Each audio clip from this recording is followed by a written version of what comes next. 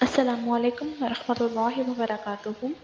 ربی اشرح لی صدری ویسر لی امری واحلل عقدۃ من لسانی یفقہوا قولی۔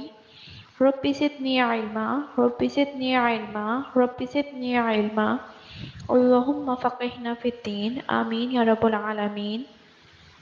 سورہ بقرہ آیت نمبر 19۔ بسم اللہ الرحمن الرحیم۔ او کصیب من السماء، یا جیسے بارش ہو آسمان سے، فیہ اس میں ظلمات و رعد و برق، اندھیرے ہوں اور گرج اور بجلی، یجعلون وہ ٹھونس دیتے ہیں، اصابعہم اپنی انگلیاں، فی اذانہم اپنے کانوں میں، من الصواعق کڑک کے سبب، حذر الموت موت کے ڈر سے، واللہ محیط بالکافرین اور اللہ گھیرے ہوئے ہیں کافروں کو۔ یا ان کی مثال آسمان سے اترنے والی بارش کی طرح ہے جس میں تاریکیاں اور گرج اور چمک ہے۔ یہ زوردار کڑک کی وجہ سے موت کے ڈر سے اپنے کانوں میں انگلیاں ٹھونس رہے ہیں، حالانکہ اللہ کافروں کو گھیرے ہوئے ہے۔ اب یہاں ایک اور مثال ہے۔ دوسری مثال منافقین کی ایک اور گروہ کی مثال ہے۔ اب ان کی مثال زوردار بارش کی سی ہے۔ ایک بارش ہوتی ہے نا جو تھوڑی تھوڑی کر کے ہوتی ہے، اور ایک ہوتی ہے زوردار بارش ہوتی ہے، اوپر سے نیچے آسمان سے بادل۔ اب آسمان کی طرف سے ہوتے ہیں بادل، تو آسمان کی طرف ہوتے ہیں، تو اس کا کیا مطلب یہ نہیں ہے کہ وہ اوپر سکائی ہے، کہیں اونچی چیز، یعنی کہ بادلوں سے جو بارش برستی ہے، اور یہاں اشارہ ہے وحی الہی، یعنی کہ قرآن مجید کی طرف کے قرآنی احکامات نازل ہو رہے ہیں۔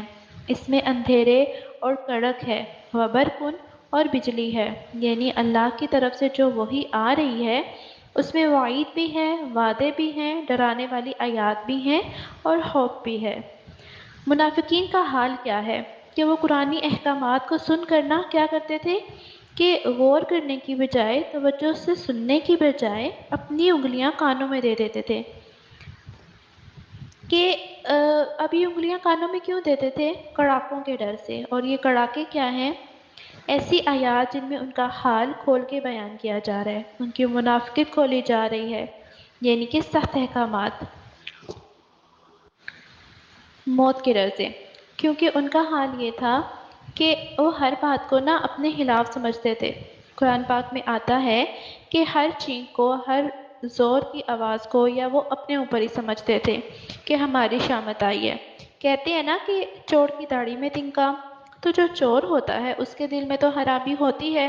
جو بدنیت انسان ہوتا ہے یا جس نے کوئی خرابی کی ہوئی ہوتی ہے، وہ نا گھبرا سا جاتا ہے۔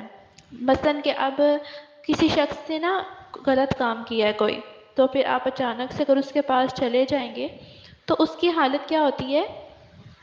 وہ ایک دم سے نا گھبرا جاتا ہے، حالانکہ آپ کو پتہ بھی نہ ہو کہ اس نے کیا کیا ہے، لیکن پھر بھی وہ گھبرا جاتا ہے، کیونکہ اس کے دل میں چور ہے، ان کے دل میں ایمان نہیں تھا، دل کے منافق تھے وہ۔ لہٰذا جب بھی کوئی ایسی بات سنتے تو ان کو فوراً ڈر لگتا کہ یہ ہمارے بارے میں آئی ہے، شامت ہماری اب شامت آئی ہے۔ اسلام کے احکامات کو وہ اپنے لیے موت سمجھتے تھے۔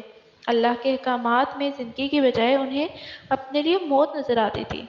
تو پھر اللہ تو گھیرے ہوئے ہیں کافروں کو۔ جزاک اللہ خیر۔